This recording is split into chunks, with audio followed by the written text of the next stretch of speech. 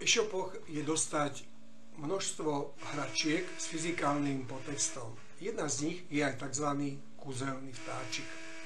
Takto sa nám krásne udrží na prste. Jeho reálna alternatíva vyzerá nasledovne.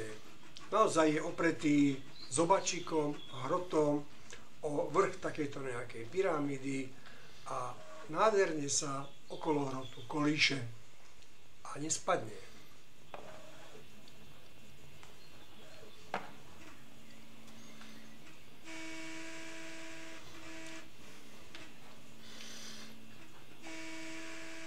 Prípadne si ho môžeme oprieť hrotom, zobačikom na prst, podobne ako to bolo na predošlom obrázku.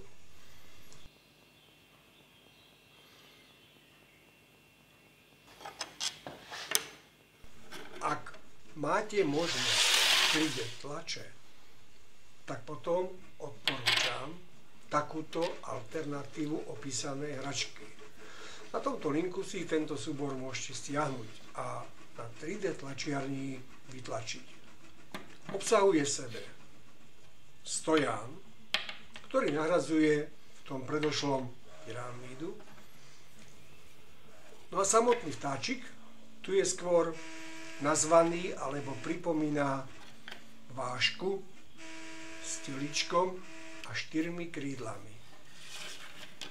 Vášku musíte zostaviť. Je to pomerne jednoduché.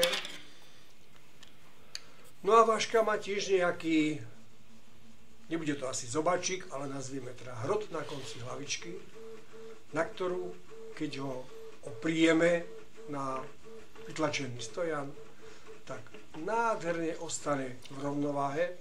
Možno sa vám zdá, že v porovnaní s tým vtáčikom predtým je teraz tak dosť strmo. K tomu sa však vyjadrím neskôr. Rovnováha je však evidentná. Na otázku, prečo je váška takto krásne vyvážená, vás možno napadlo v odpovedi použiť pojem ťažisko. Ak áno, tak ste rozmýšľali správne.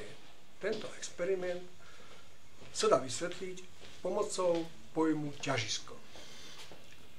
No a teraz k sklonu.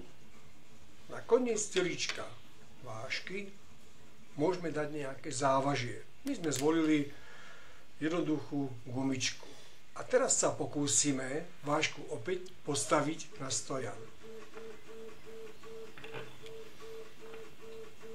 Nedarí sa nám to. Zrejme sme tú gumičku dali moc ďaleko. Tak skúsime ju dať bližšie k telíčku. Ešte stále je problém s vyvážením vášky do tretice. Áno. A už je váška opäť vyvážená.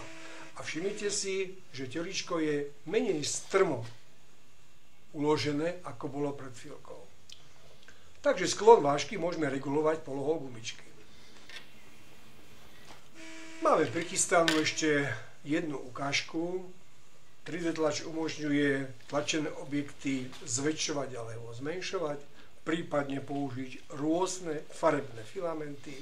A tak teda naša ďalšia váška je v inom farebnom zložení vytlačená a menšia ako tá prvá.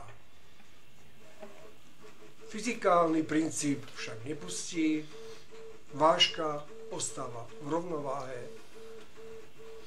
pokiaľ je upevnená tak, že jej ťažisko je, to už by som asi prezradil moc.